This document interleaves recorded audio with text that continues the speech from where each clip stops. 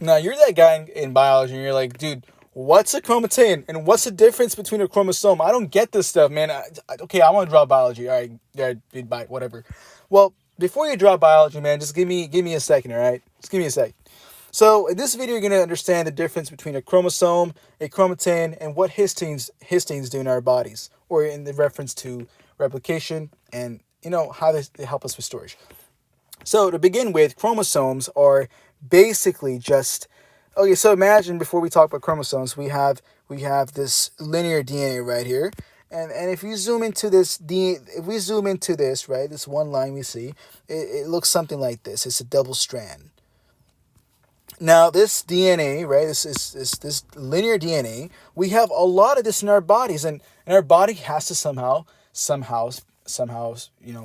them in a proper manner fashion, so it's not degraded or destroyed or caused, or like, it has to be stored properly, and this is done by supercoiling, and supercoiling is when we have linear DNA such as this just wrap around a protein. It just wraps around a protein called histines, and this allows it to form these structures, these very complicated structures called chromatins, and these chromatins can go to chromosomes. Yeah. Okay. So chromosomes, right? We have 46 chromosomes in our body. They're double-stranded linear DNA. And an interesting thing to point out right off the bat is prokaryotes have a singular circular DNA.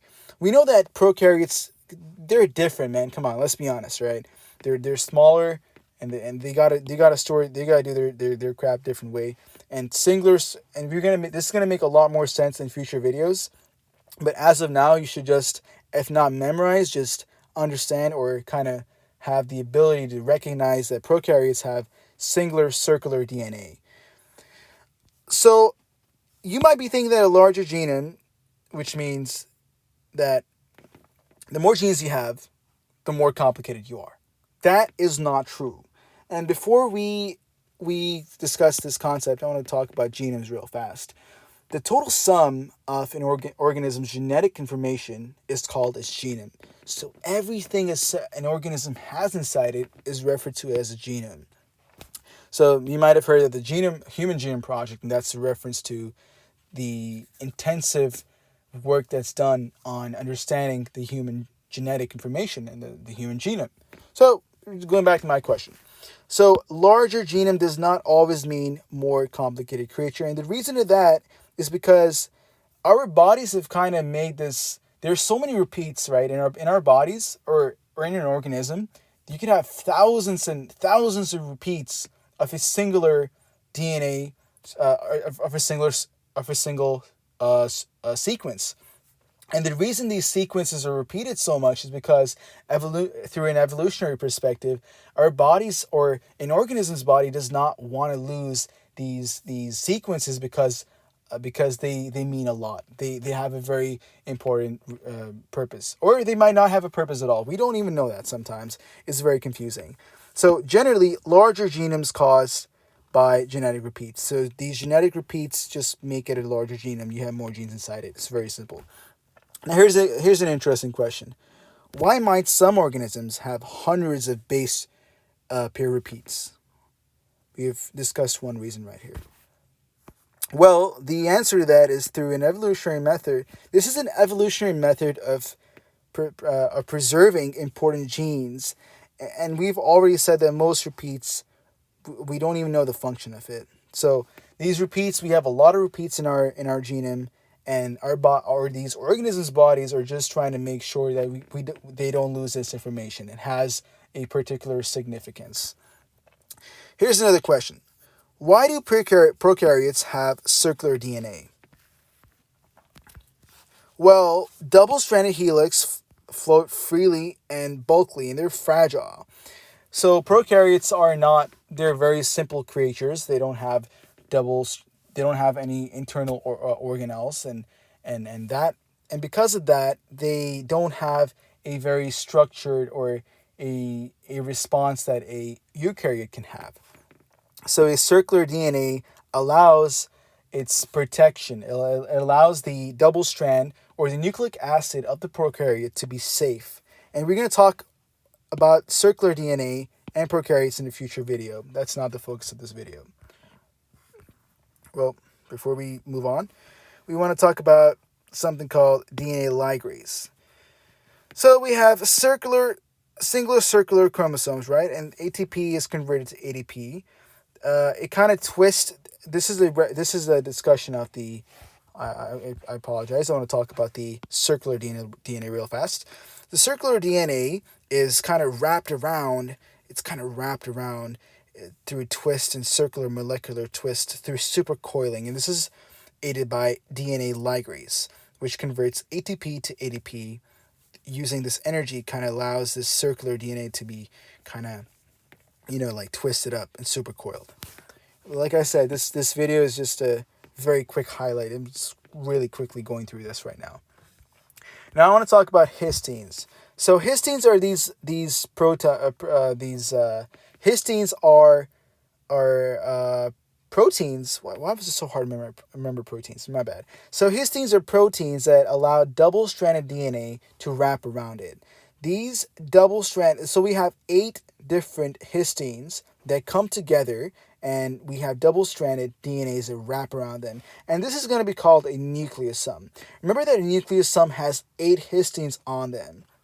And this is an example of what happens next. So we have a nucleosome. We have a lot of nucleosomes that just come together, and they kind of like coil up together with the help of histones. And then eventually we have chromatin.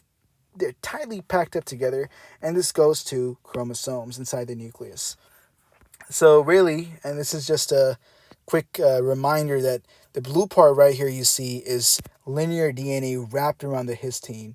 8 histone molecules that make up a nucleosome. And don't be fooled by this singular line. It's not a reference to a single strand. It's a reference to the double helix. It's just, if you just zoom inside it, you'll see this. So we just talked about this. Closely packed nucleosome is okay. So closely packed nucleosome is called chromatin. I said that before.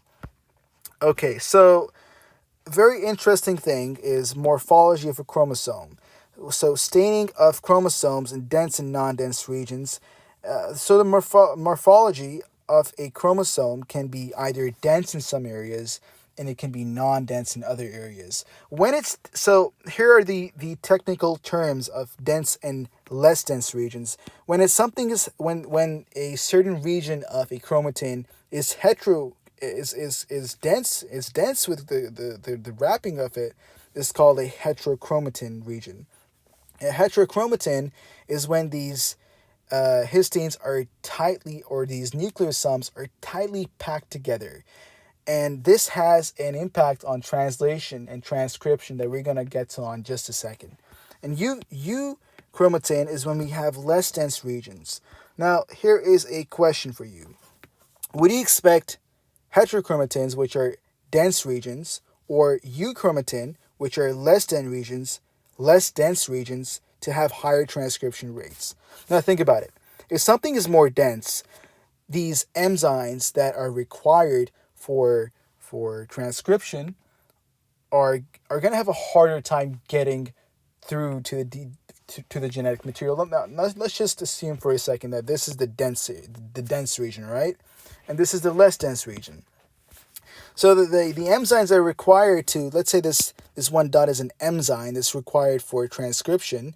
It's trying to translate the stuff in the middle. It just cannot get in the middle. It's just too dense. So it kind of just doesn't have the ability to pass through. It's really hard. But if you have more surface and if it's less dense, it just allows these proteins to be more flexible. So that gives the answer.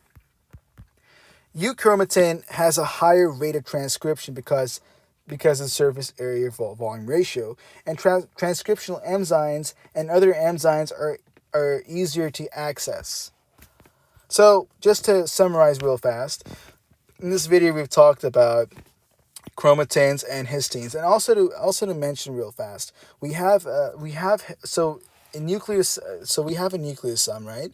And a nucleosome that's attached to another nucleosome is going to have a histone molecule in the middle that's kind of that's kind of allowing this bridge to form between two nucleosomes. That's something that's important to remember. Well, hopefully you've learned a lot from this video.